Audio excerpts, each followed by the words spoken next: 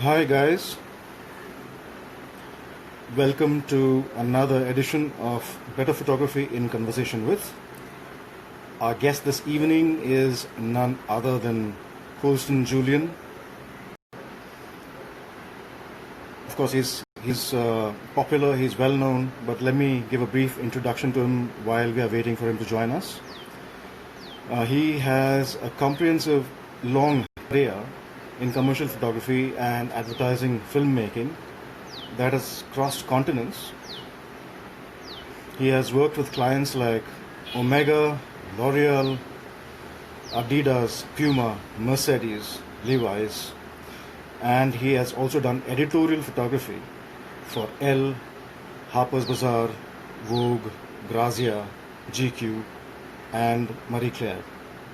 I mean, these are some of the most well-known magazines in the world when it comes to fashion.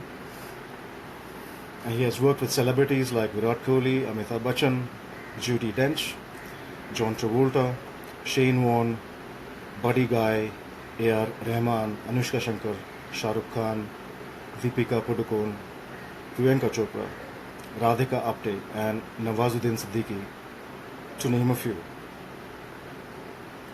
He has also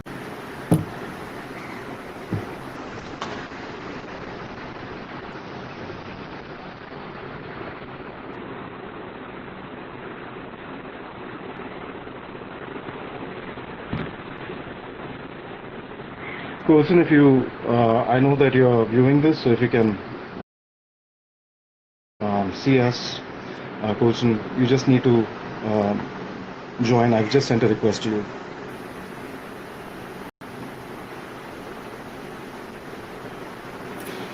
Hey Amar, good to see that you joined.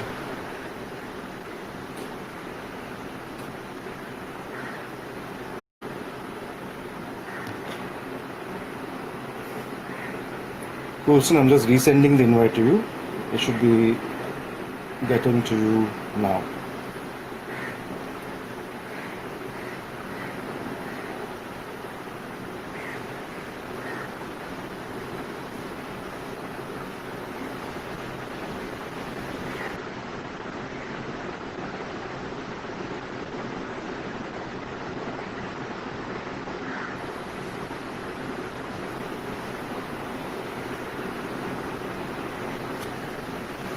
I've just resent the invite, Colson.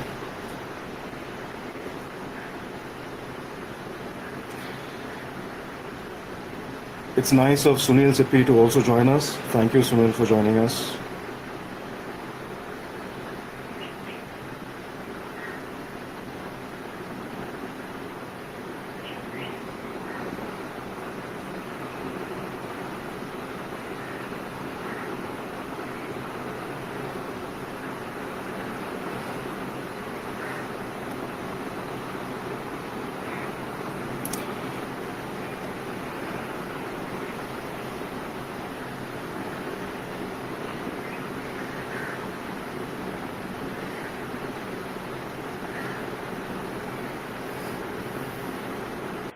Hi, can you hear me? Yeah, Colson, hi. I can hear you. Sorry, that was... It says... Hey, Colson, nice to have you with us. I'm glad to be here. Thank you. Colson, there seems to be a lot of background noise on my end. Just let me quickly correct that. I'll be just back in a second. I think I'll just close my windows. I've got a lot of wildlife around my place.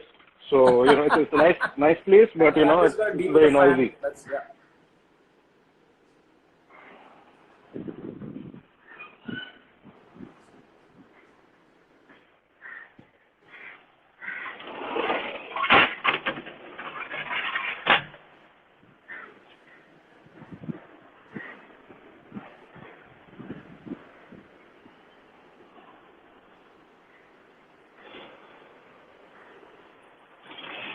Hey guys, terribly sorry about that. That's the thing about doing a live. Sometimes, you know, I hope the background noises have eased off a bit out there. Okay. Slightly better. Okay, Colson. Okay, so sorry guys. So we are back.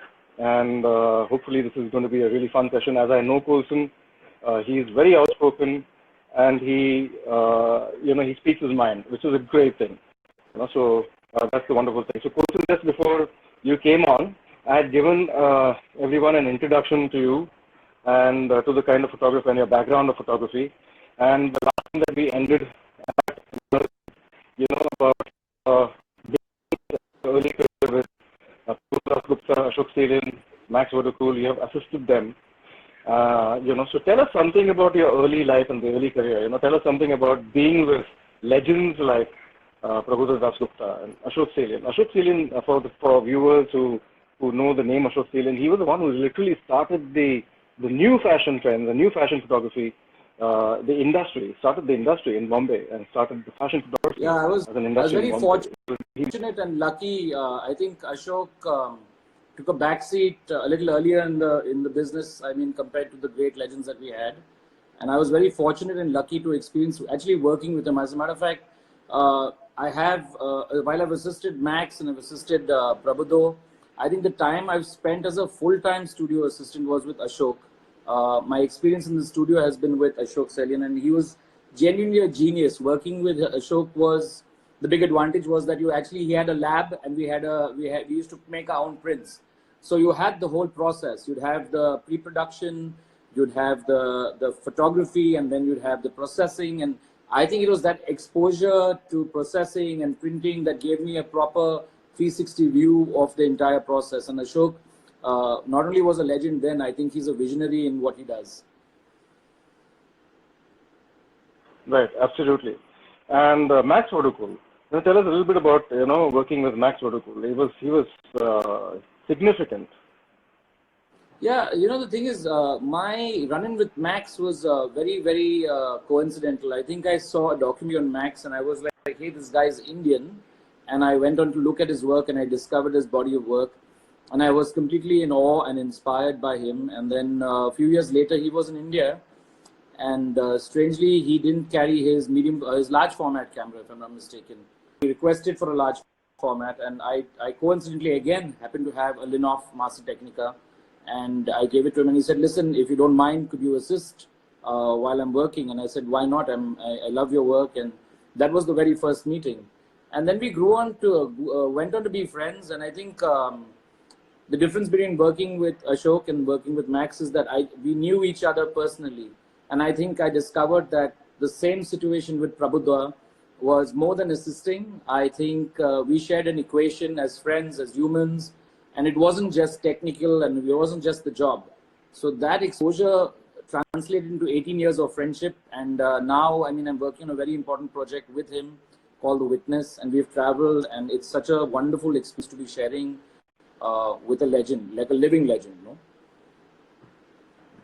Of course.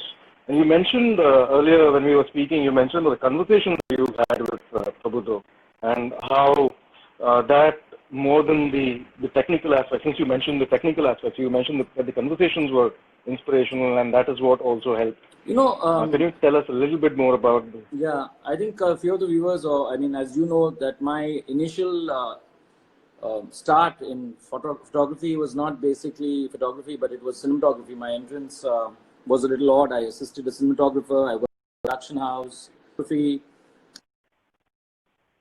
It was by sheer coincidence. And my equation with Max and with Prabuddha was purely about a relationship. Not assistant. So it was more about the job. We discussed the job. He'd talk about what we're going to do. And what was amazing, especially with Prabuddha, is to see how his words would translate into light and the light would translate into images. And when I always ask him, I said, Prabuddha, this is magic. And he'd just laugh it off and not bother. And that's when I realized there's more to photography than just craft. It was about the equation. It was about the setting. It was about, the aura that Prabuddha had when you met him. You never just walked into a shoot and people told him what to do. It was also about the entire atmosphere. I realized that he wanted me there more because I was already a photographer at the time and I was assisting him, but I would set up everything for him, and it would just be the process of conversation, the process of engagement, And I think somewhere down the line, I missed that process because I think photography has become so fast and so quick, and larger budgets and larger stress.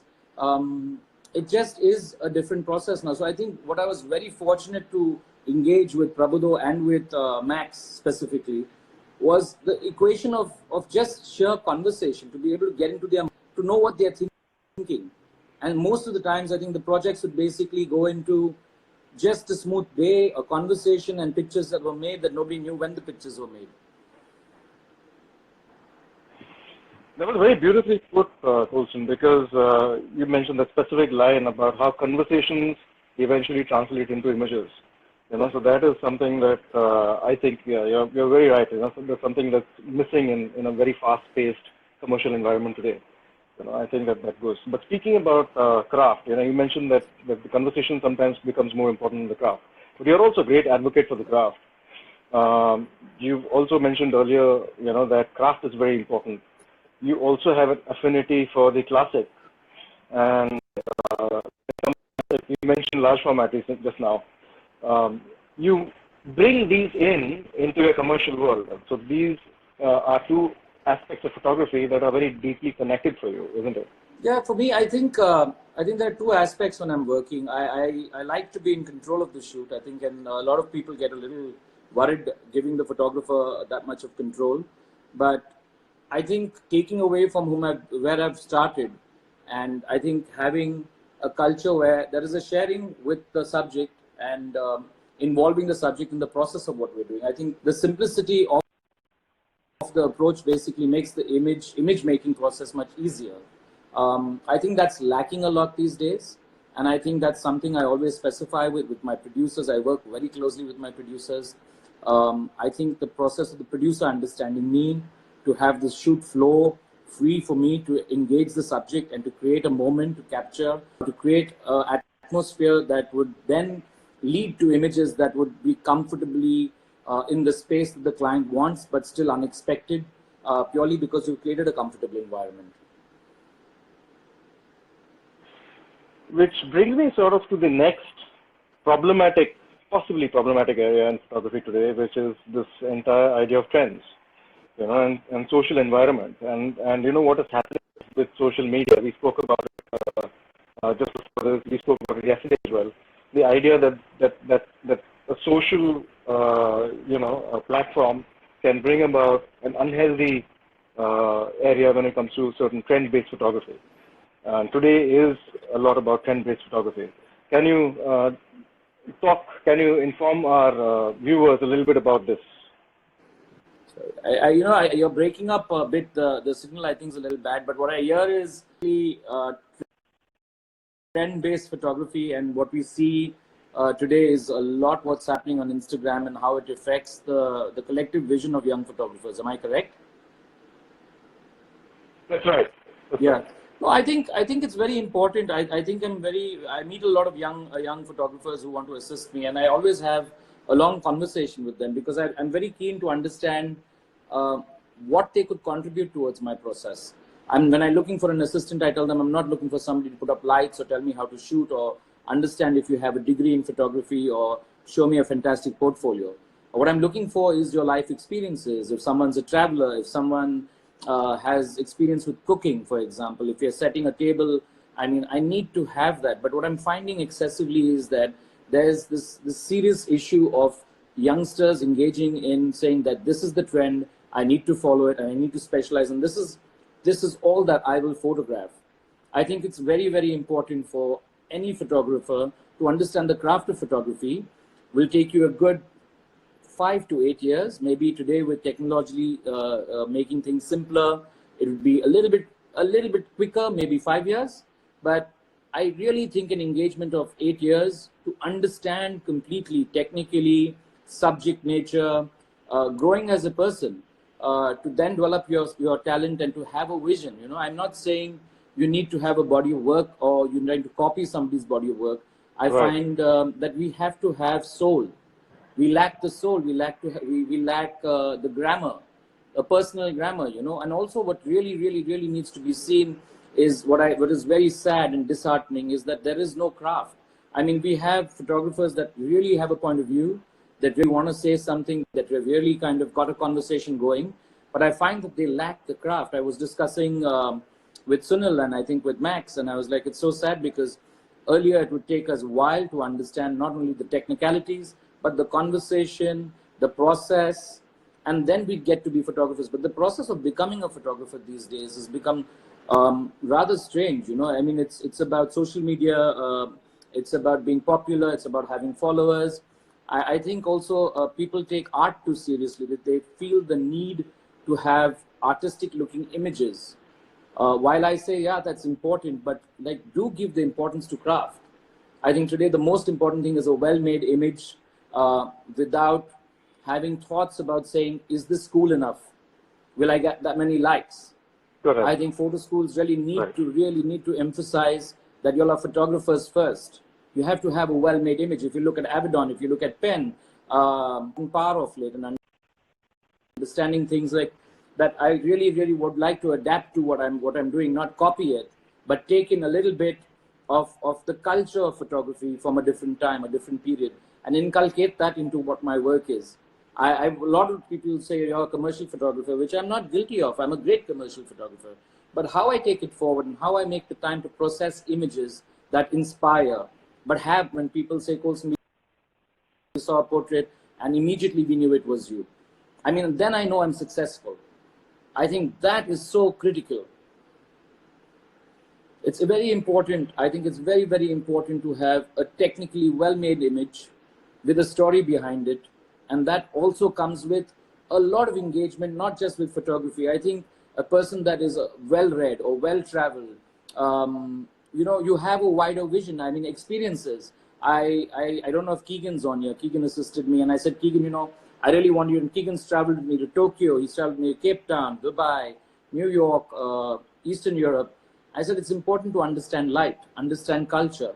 And when you take in those influences, I think you can process that out over a period of time in work. Ashish is there. I see Ashish. I think Ashish has been through this because we've had several arguments. I'm very close. I have a very close bond with my assistants. And when we travel, we always take in things or we discuss things we'd like to see. It need not be art. It can be architecture. I mean, I love architecture. I love the way people construct buildings, the way light reflects off buildings, a lot of things. It need not be a process driven. It can be something that you see today and it inspires you. Maybe a journey, like maybe if you're driving and you like the journey, it's all about the journey, no? Absolutely. Reflecting on what Sunil just actually said, very well said, Colston. It's something that is critical. I think I also believe that this adherence to a certain process, adherence to the idea that craft is important, adherence to is something that is lacking in today's times. And it is something that you know, we would do well to get back to again and again. So this comes naturally with a lot of film photographers, people who actually experimented with film in the early days, you know, who worked with film, who had to work with film in the early days. This sort of adherence to process, or you know, coming back to the craft, is something that had to happen with film, and you still continue using film. That's right. So it's something that which begins with film. So tell us something about you still use film, you use sheet film. Yeah, I'd like to touch on this. You know, I think I see this a lot, and I see it a lot on social media, hashtag shot on film. And I look at it, and a lot of times it's underdeveloped or over-processed, and then you see a light leak. And I don't think they're getting it. I think it's wonderful to be able to shoot film, and it's again, I think the trend now is to shoot film, but it's not just about shooting film. It's that film gives you the time to think. I mean, I shot a lot on my Mamiya RZ67, 10 frames, 10 images. You can't keep on shooting. You need to really know what you're going out to photograph. I mean, also, I think film, it's not about light leaks. It's just about the process that you're not shooting and looking at a screen, coming back and trying to perfect the image. I think it's tough to shoot film and then go back into digital, because in digital, if I'm shooting a commercial job, especially in a commercial job, and I'm fighting it very badly, I want to shoot 50 frames, which is be an equivalent of 5 rolls of film. That would be my budget to shoot film. And I'm waiting for the day that I can shoot film on a commercial project. It will be very interesting to see how much a creative director trusts me or how much an actor trusts me, or how much a cricketer trusts me to create an image without actually seeing the process immediately. I think the process of film should be to slow down your thinking, focus on what you're going to do, plan in your mind, and then go and execute the image. And the image then, if it lends to a light flare, it's a series of wonderful mishaps. Sometimes because some of the equipment is really old now, you could get an image that's out of focus. But that magic, let that process be. I think the key element about shooting film, I mean, I shoot 4x5. I love shooting on my 8x10. It's surreal. The engagement with the equipment, with the craft is complete. The talent in front of camera is always focused because they know something very important is happening. It's not frivolous. You know, I've seen times on sets and it distresses me because when I look at a creative director picking up a camera and shooting a picture and saying, hey, why can't we do it? It's even worse than that. Is somebody pulling up a phone on you and saying, hey, look, I just shot this picture. I don't care about what light, but I love what's happening here. Can we do this? And I'm looking at him and I'm saying, but we're doing something. We have a process, right? I mean, Abaddon and Penn, I've been fortunate to see a lot of documentaries with these guys. They have a process. They are making the image. I think right now the struggle, who's in control? Everybody wants to have a voice. This whole habit, I mean, I'm guilty of it, of giving out iPads or having large screens for people to look at things. If somebody reacts to what they see on screen and they say, wow, or they say, I don't know, and the actor or the subject is looking at the reaction, is going to base his range of emotions or base his reaction to me based on what his team or what people around him are reacting. I've tried switching off a screen once and I have a similar process. Switching off the screen is, you know, just working straight to card, saying that I'm going to shoot 50 images and let's review it. And I find that process to be really, really fulfilling and like closer to film. So for me, film is not just about, you know, light leaks and flares and putting the cool hashtag shot on film, but it's more about reading into the shadows, looking at the skin tone, looking at the textures, understanding what emulsion will work with the skin tone. I mean, my longest conversations with Sunil are about if I shot this on film, what would it look like? If I shot this on digital, what would it look like? My arguments are sometimes, but this I feel would really work, really works on digital. Sometimes you just don't have the time. So it's not about saying a specific process. I'm saying it's about using a process to achieve something, which basically means you really need to know in your heart what you want. I think this whole thing of just going out there, shooting something, and then under-processing it, and just seeing something and saying, wow, you know, there's a process to the madness. Absolutely. I still remember, you know, in the time when we used to use film, we used to base the lighting ratios so precisely according to the film that you're using, because, you know, a slight shift here or there, you know, would mean that you're getting a ruined image. Yeah, I mean, and I you remember didn't want jobs. That, you know, so we worked with lighting ratio, you planned it. Yeah. It's not just that. It's just, it had a discipline. And I think sometimes when I'm doing some projects, like if I did a project for Virgin Mobile, which was a bunch of like, I think 15 kids running around on bicycles and having a good time.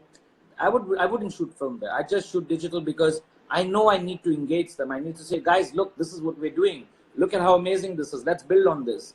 So there are certain things that follow or need a certain medium to translate. And it's for you as a photographer to pick that medium. That's very, very important. The choice. Correct. I think Sunil agrees with me. He's right there. So earlier, yeah. He says, I think we live in a time where we can make a choice to use the right medium for the right application. Absolutely. I think that's well said. Yeah. Well said. So, so we spoke about this trend-based photography that has been happening. At the same time, you mentioned that, you know, you, as a commercial photographer, you're very happy, in a very happy position right now.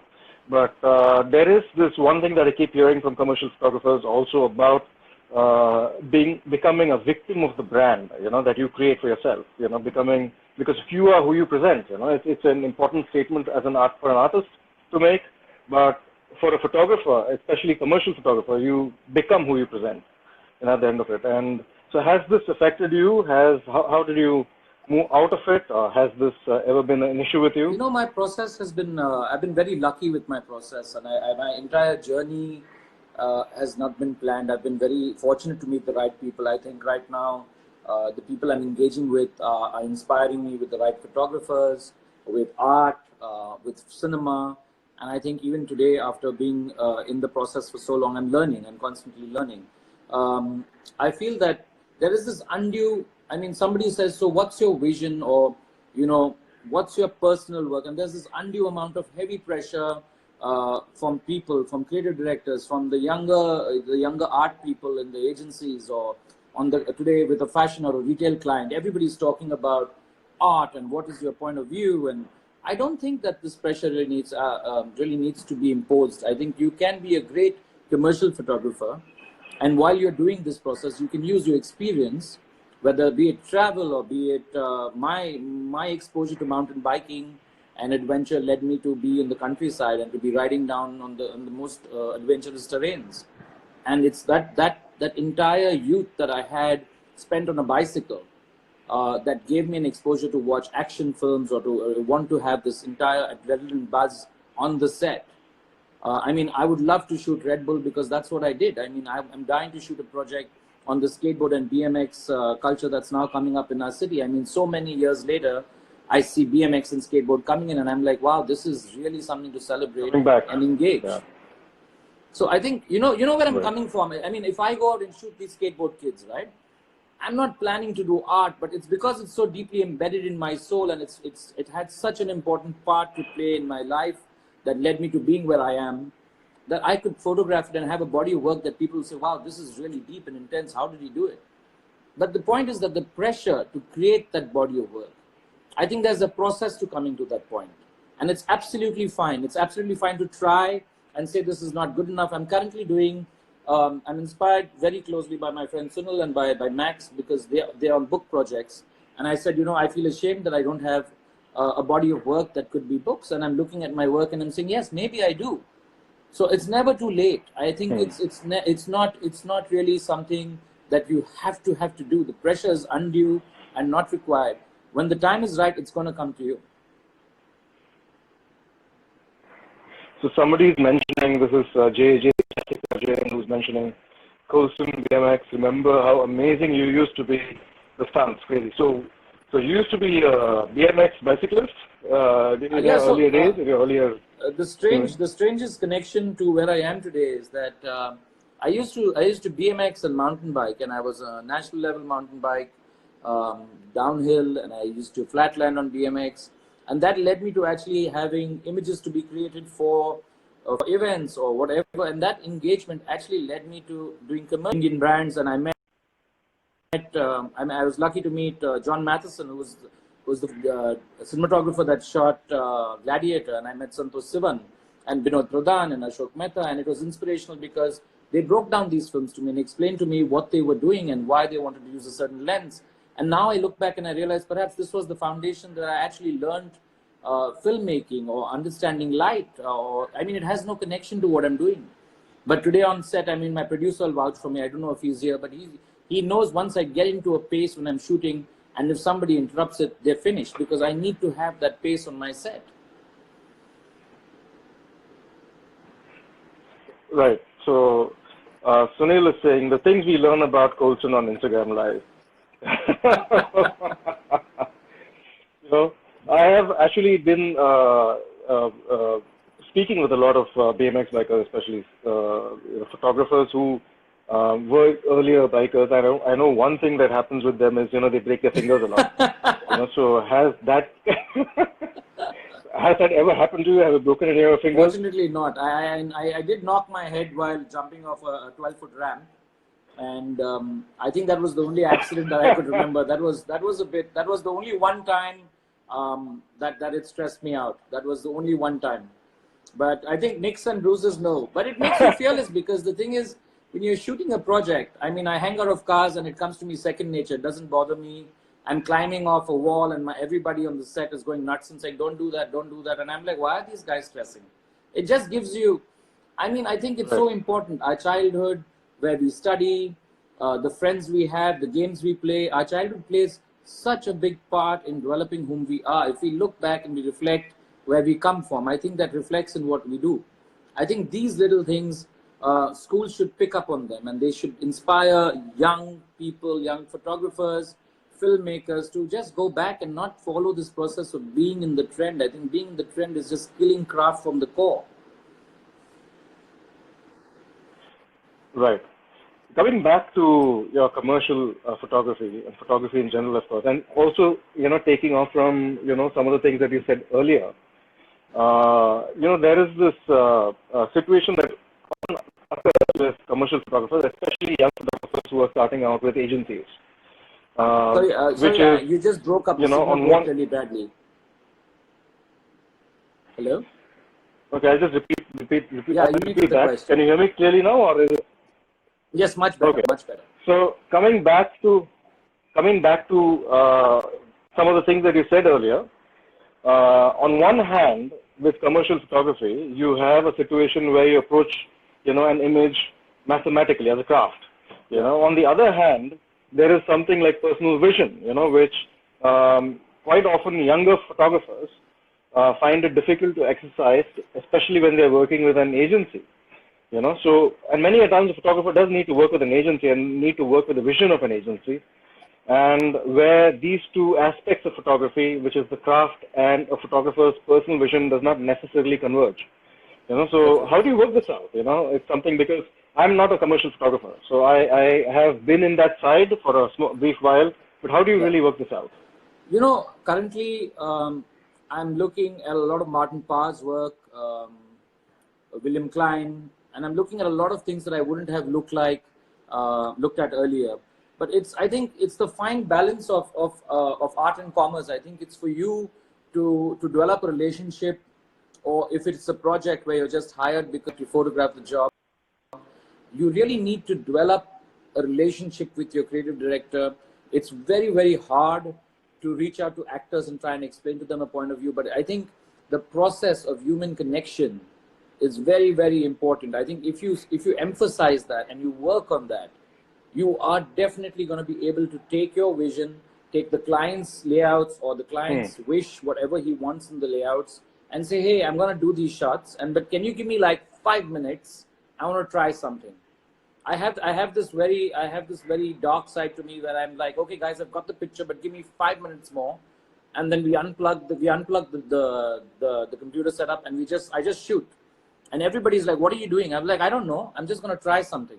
But for you to get to that level, I mean, one has to understand that I've been around for a really long time, that people say, okay, he's trying something, I can inspire somebody to say, no, I have a vision and I want to do this and I don't want to follow a layout. Yes, that's all good.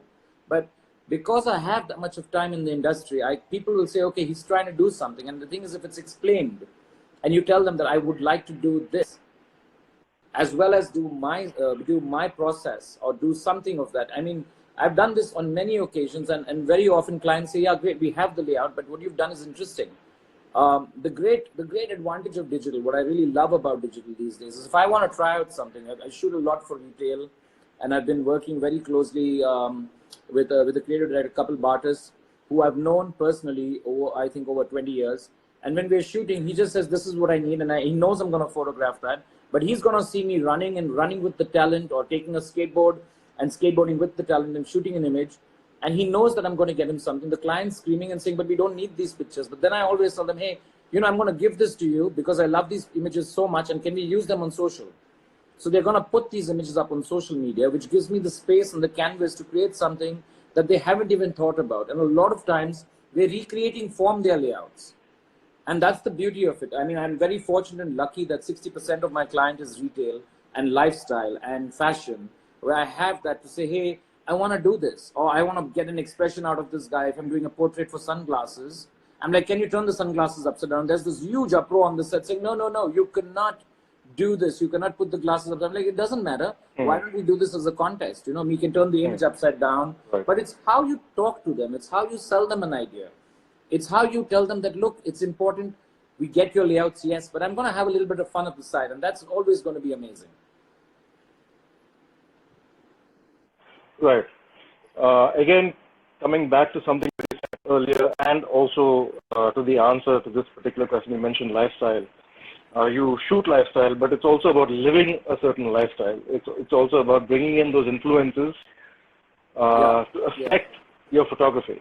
We spoke about this yesterday, and So can you just tell us about that particular idea of yours? You know, that side of the conversation that we've had was So about, you broke up. you know, how You're talking lifestyle, about lifestyle, right?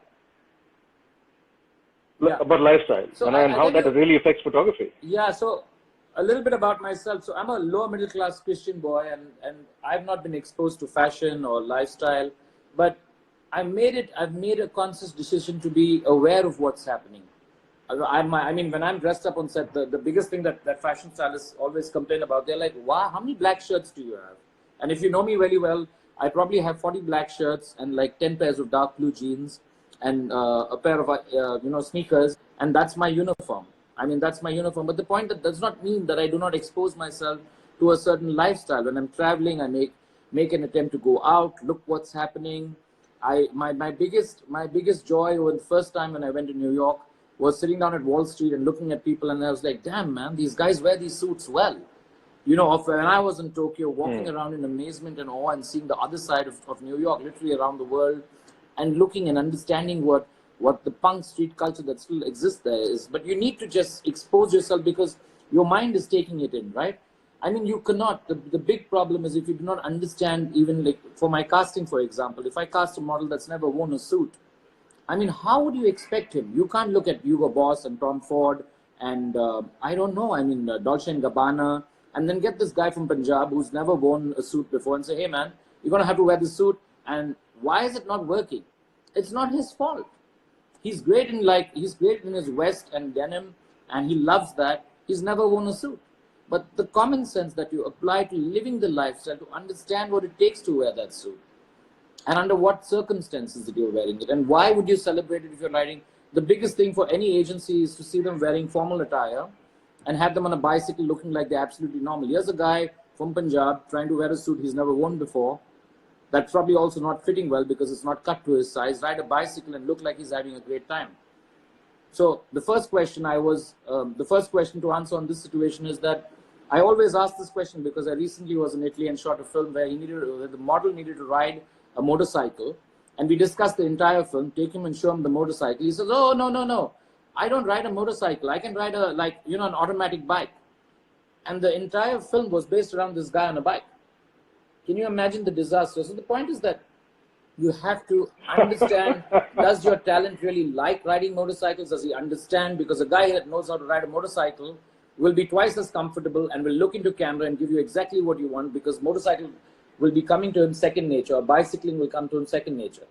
So it's so important to understand what you're doing, live the life. I mean, I may not like ballet, but I would like to go and see three shows or maybe 4 shows and understand ballet lighting, understand the fashion, and that's how I could translate it to an amazing ballerina shoot. Like, I would love to shoot a ballerina in the middle of the kiosk in VT station or Churchgate station, or take an Indian dancer and put them on Wall Street. But you know, one has to understand what are the dynamics of Wall Street. What would shock people? What would not shock them? What are you trying to get? Right. And there we have Amazon come in and Penn come in. They understood style and they understood lifestyle. They lived the lifestyle. Sorry? There we have Penn, Irving Penn, and then we have Avedon, who lived a certain lifestyle and they understood the lifestyle. Exactly. I mean, I think I shared with you a podcast that I was so grateful to come across by Tom Craig, and where he says he was looking at Arthur Elliott's work, and the girls would be riding a bicycle or playing a trumpet or roller skating on the street, and it's just that he experiences this. He knows women that does this, and he can translate that into a visual in his head. You don't need a reference. I mean, you don't need to be heavily inspired by Instagram or look at Pinterest and say, okay, girls on bicycles, or girls playing trumpets or girls dancing on tables.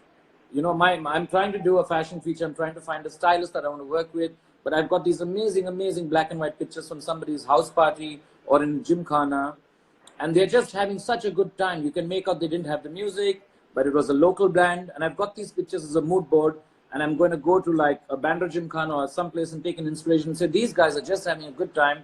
How can I get them into designer clothes, and how can we capture this without them knowing about it? How do you get into it? But you live that. You go there and see it. You do your research. You make friends. You hang out with them. You hear the music they're listening to. I mean, you just can't. I mean, I have this thing where people come to me, and I was supposed to shoot Taj, and the art director says, we need to do this, this, and this, and I'm like, but it's not working, and the client's going bananas, and I'm going bananas, and then finally I realized that, you know, neither me nor him have lived in this huge suite, this hotel suite. I have a very dear friend, Jaideep Oberoi, who shoots hotels, who explained to me the dynamics of a hotel and how they work on a hotel room.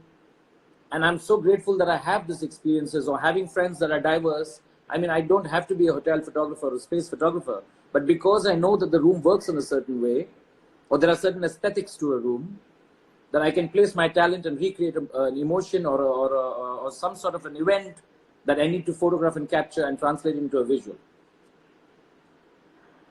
Right. There is a very interesting question that's come up. It's by Arnab Bishwas. He asks, how do you see the transition of fashion photography in terms of composition and styling from the era of Prabuddha Dasgupta to now? Very good question. Prabuddha himself, I mean, he isolated himself towards the later part of his career and lived in Goa and Bangalore. So I think he was away from the mess in Bombay and Delhi, the oncoming onslaught of Myntra and Amazon and all that mess, right?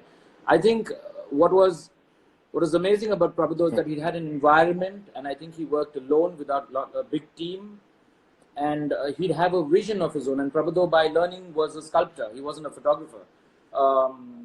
So he'd take that and he'd work, he'd know his subjects really well.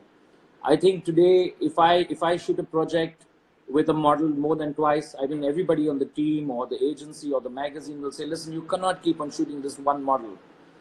So I think what has happened is the translation of fashion from, I'd say, late 90s to early 2000 in India has now gone to everything that's very trend-based, which disturbs me because, I mean, I don't want to shoot something because it's popular.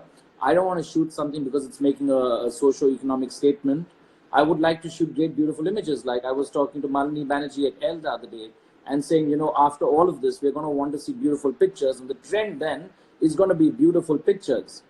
When actually I've been shooting beautiful pictures always because they're technically well-crafted images. If you look at Abaddon and Penn, I have a feeling that people are going to say, okay, let's make beautiful pictures. I'm not talking about or specific women, but I'm talking about beautiful images that you look at and that inspire you and that are just beautiful. Right.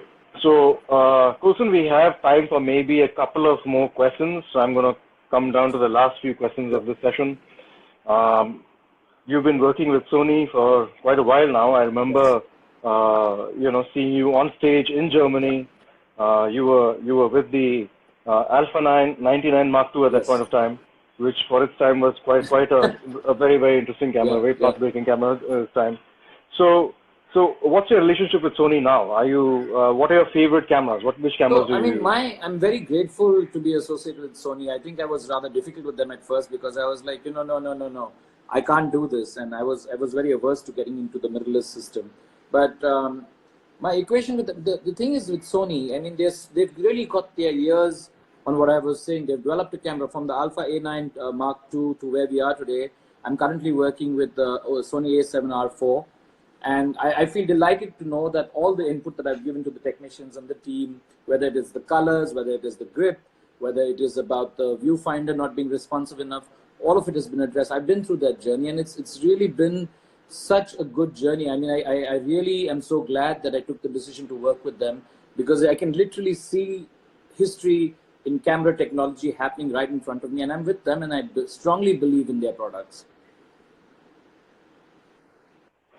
So there's a comment that has come through from Planet Mu Cool or MU Cool.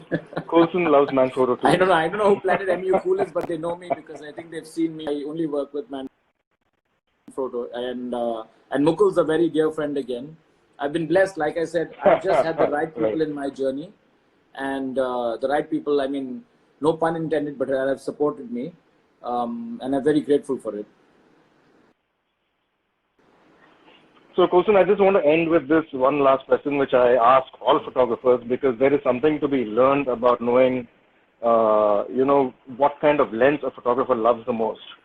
So, let's say that you don't have a choice of lenses, and the only choice that you have is, like, say, 2 or 3 lenses.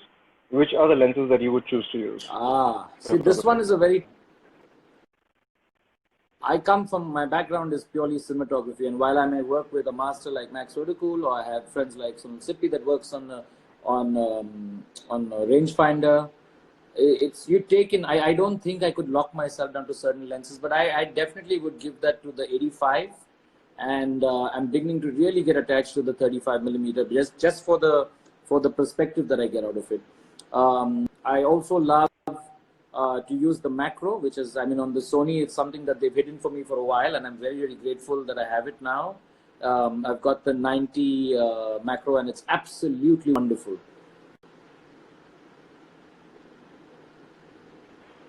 There is one last question that I would like you to answer, Colston. Sure. Okay, and it's also a question that's been asked here. This is by Shambhav Vinayak Photos, you know. He's asking, how do you think the field of photography will change after the pandemic? So let me sort of rephrase that question a bit. How are you looking at the pandemic situation on a personal level, especially with commercial photography and with the kind of photography that you are doing? I'm very glad that you're engaging this question. I'm very glad that it's been brought up. I don't have his name because this is a corporate profile. But the pandemic is going to seriously reset the photography business as we know it. It's going to reset the way we look at photography. One of the things that I know for a fact that everybody's going to want to do after we get out craft-wise, and talking about photography-wise, I just mentioned it, is that we're going to see beautiful images. We're not going to see, while we will see raw images, and that's the current trend that people really like to see the image raw and see it as it is, and, you know, see it on film. But I think that people are going to try and make beautiful images because we're going through so much now.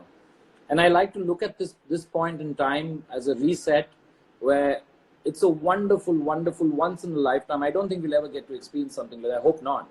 Is that we can absolutely say, okay, from this point on, we go ahead. For me, I've had the vision to do a book. I've gone and dug out all my images and I said, I'm going to do a book and say on my own and just put this together. And I have the courage to do it simply because these last 2 months has been all about saying is, where have I spent my time? Where have I put my energy? Hi, Vineet's out there. Vineet Vora has been a big support, always chatting with me on Instagram. Great chap. So Vineet says, hey, buddy, and we have David Allen Waz who says, hi, Bandra boy. Yeah, so lots of our friends are coming online. Always a Bandra boy, huh? No, so I think we must not worry about what's going to happen, but we must adapt to the new environment. Yes, it is a big worry. I know a lot of photographer friends who call me and say, what do we do? I think we're going to just reset on budgets. We're going to reset. We're going to recreate how we work. Yes, working in studios is going to be an issue. We're already working.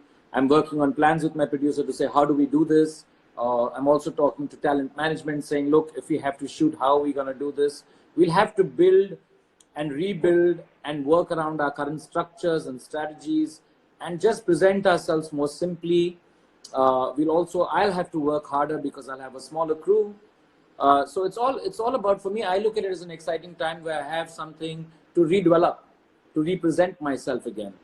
And I just look at it as a rebirth. No, I mean, there are a lot of people that are doing things that they wouldn't normally do. I mean, it's silly, but people are cooking, people are cleaning. And I think I take the time off and say, okay, how do I represent myself after this? When we come out, we're going to hit restart. I want to hit the gates running and I want to be out there creating images that I haven't done before, because this is the opportunity that we have to say that, yes, we had this chance to reset and we're redoing this and we're doing it positively. In fact, Colston, in a sense, we might even go back to a situation where we are thinking about photography, thinking about it as a form of craft, as a form of art even, because if you have to, no longer is it going to be large crews and, automated photography. It's going to be smaller people, smaller crews, and harder work, like you just mentioned, which also means adherence to process. You must not call it harder work. When I work in India, yes, we are a little spoiled in India. We have larger crews. When I travel, I have a much tighter crew, but I then adapt to the situation. I work just fine. As a matter of fact, sometimes I'm doing 4 times the amount of work. But we really have to engage the process and say that this is how we must work now.